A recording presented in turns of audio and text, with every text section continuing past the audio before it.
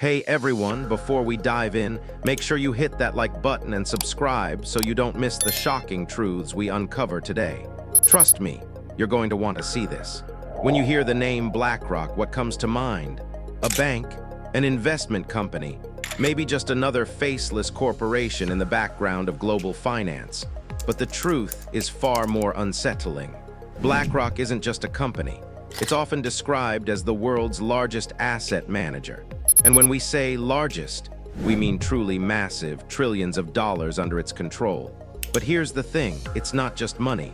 It's power, real, almost invisible power that touches every corner of your life. Think about this for a moment. BlackRock doesn't just invest in companies. It owns pieces of nearly every major corporation on Earth. From tech giants like Apple and Microsoft, to banks, energy companies, even food and water suppliers. Your life, your future, your choices, they are quietly influenced by the decisions made in a few skyscrapers in New York. Some call it a shadow empire, and that's not an exaggeration. They aren't running the world openly like a government might. Instead, they operate in the spaces where the economy, politics, and technology intersect. And that's where it gets terrifyingly effective. Here's the kicker. BlackRock often doesn't outright control these companies in the way a CEO or owner might. They control them through stock holdings and voting power, which means in boardrooms across the globe, their influence shapes what products get made, what policies are enforced, and which markets succeed or fail. Now imagine this. A single organization quietly steering billions of dollars, influencing governments, and touching nearly every part of the economy without you ever noticing. That's not the plot of a dystopian movie, it's reality. And the influence doesn't stop at business. BlackRock also advises governments. That's right, advises. They've been called upon to shape economic policies, manage crises, and even plan long-term infrastructure projects. In some cases, they're helping decide how taxpayer money is spent. Your money, my money, money we all work for. It's a strange kind of power. Not forceful, not loud, but pervasive and almost invisible. And it begs the question, who really owns the world? Because if influence equals ownership, then perhaps the truth is that the real owners aren't who we think. Some say it's a natural evolution of capitalism. Big institutions growing bigger, consolidating assets, gaining power. But others argue this level of control crosses a line into something far more concerning. When one organization touches everything from the water you drink, the food you eat, the tech you use, and the very policies that govern your country, can that really be called free market capitalism anymore? And there's another piece that makes this even more unnerving. BlackRock's reach is global. It isn't just in the US or Europe. Their investments stretch across Asia, Africa, Australia, even the Middle East. This isn't just influence over a few companies. It's influence over the entire global economy. So when we say BlackRock might own the world, it's not hyperbole. They hold sway over a system that most of us take for granted. Banks, pension funds, insurance companies, they're all connected.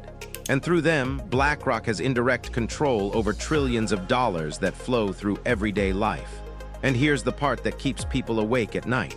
It's all invisible, almost untraceable. Unlike a government or a corporation that markets itself, BlackRock works in the shadows. People invest in their funds thinking they're just getting a safe return. They don't realize those dollars are part of a web of influence that stretches from Wall Street to Main Street, from parliament halls to city councils. Some call it financial genius. Others call it a quiet form of global control. And as you sit there, thinking this can't possibly affect you, ask yourself this. Have you ever wondered why certain industries thrive while others collapse? Why some governments push policies that seem to favor corporations over people? Why the housing market feels like a game you're not allowed to win? The truth is, BlackRock is rarely in the headlines. Yet it's in every corner of the headlines story. It's the hidden hand, nudging markets, influencing policy, and quietly shaping the world according to its vision. And that's where the story gets even darker. Because the more power is concentrated, the harder it is to challenge. The more invisible it is, the less accountability exists. The decisions that affect billions are being made far from public scrutiny in boardrooms and spreadsheets. And we, the people, are left wondering, Are we living in a democracy or in the grip of a financial titan? The scale of this influence is hard to grasp. Trillions of dollars in assets, stakes in thousands of companies, advisors to governments around the world. And yet most people have never even heard of BlackRock. But here's the real shocker. If you start tracing the connections, if you start looking at who owns what and who influences whom, you begin to see patterns. Patterns that point to a network of control that spans continents, industries, and governments. And as the world becomes more dependent on technology, finance, and centralized systems, that influence grows. BlackRock doesn't just adapt to the future, they're quietly shaping it. Every investment, every policy recommendation, every move in global markets, it's a step toward consolidating power. And when the lines between money and governance blur, well, the stakes become nothing short of monumental. Now pause for a moment and imagine a world where this kind of control isn't just possible, but already exists. A world where your choices, your opportunities, even your freedoms are subtly guided by a single, almost invisible force. A force so vast, so entangled in every corner of the economy that it becomes almost impossible to see, let alone resist. Because that's the reality we're staring at. Not conspiracy, not fiction, reality. So how does BlackRock actually wield this invisible power? The answer lies in something called index funds and exchange-traded funds, often referred to as ETFs. These are investment tools that millions of people use every day. Retirement accounts, pension funds, savings plans. They seem harmless, even helpful.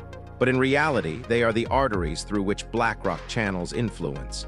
When you invest in an ETF, your money is pooled with thousands of others and spread across dozens or even hundreds of companies. On paper, it's about diversification and safety. But in practice, it means that BlackRock, not the companies themselves, not even the government, ultimately decides how that money is distributed and where the influence lies. This might sound abstract, but it has real-world consequences. Imagine the housing market, for example. BlackRock has purchased billions of dollars in real estate. Entire neighborhoods, apartment complexes, rental markets, they are all touched by BlackRock's decisions. Some argue that their moves contribute to skyrocketing rents and home prices, making it nearly impossible for ordinary people to afford housing. And while governments debate policy, a single financial giant quietly guides the outcome. The pattern repeats across industries. Energy, tech, healthcare, food production, they all see the invisible hand of BlackRock. And it's not just profit they seek, it's control. Control over resources, over policy, over infrastructure, over what people can access, and sometimes even over what the world prioritizes as progress. And here's the chilling part. Their influence extends beyond economics. BlackRock's executives often move seamlessly between government positions and the private sector, advising on policy, regulations, and even climate initiatives. The boundaries between private interest and public governance blur to the point of vanishing. And in that space, power consolidates. A decision made in a government office might be quietly shaped by someone whose loyalty is to trillions in managed assets, not to voters or citizens. So what does this mean for the average person in the USA, UK, or Australia? It means that many of the systems we take for granted, retirement savings, housing markets, pensions, energy grids, are all subject to the subtle influence of one entity. And because it's so complex, so interconnected, it's almost invisible. You might never see it, but you feel it in the rising costs, in the policies that seem stacked against ordinary people, in the sense that the rules of the game are changing without your input. Now, this isn't necessarily sinister in every action. BlackRock argues that their goal is to maximize returns for investors. But when a single institution wields influence at this scale, even well-intentioned decisions carry consequences. The more centralized the power, the more fragile the system becomes. And history tells us that concentrated power, especially financial power, can have consequences that ripple across generations. Some experts warn that this level of control is unprecedented. Never before in history has a single financial institution had this kind of global reach. And yet, it's happening quietly without mass public scrutiny. While we debate politics, BlackRock is quietly shaping the infrastructure, the economy, and the very rules that govern societies. And here's the final unsettling thought. Because this influence is mostly invisible, the public rarely holds it accountable. Traditional checks and balances don't apply. Elections, votes, civic protests, they might affect government policy, but BlackRock operates in a parallel track. Decisions made in its offices ripple through markets, governments, and industries, often faster than any democratic system can respond. So when we ask, who really owns the world? The question becomes more than rhetorical. Ownership is no longer about titles, flags, or borders. It's about control, influence, and the ability to shape outcomes without overt force. And by that measure, BlackRock sits at the center of an empire few fully understand. But here's the thing. Awareness is the first step toward accountability. Understanding the mechanisms, seeing the patterns, asking questions, these are the tools we have. The more people pay attention, the more pressure builds for transparency and responsible action. Because the world is not entirely lost. Power may be concentrated, but influence still works both ways. Citizens, investors, and activists can demand more transparency, ethical oversight, and policies that ensure financial giants serve the public good, not just their own bottom line. And that's why this matters. Not just for Wall Street, not just for global markets, but for every ordinary person trying to live, work, and plan for the future. Because the invisible empire of finance affects the water we drink, the food we eat, the homes we live in, and the futures we imagine for our children. The question, who really owns the world, might not have a simple answer. But one thing is clear. Understanding BlackRock, its reach, and its power is not optional anymore.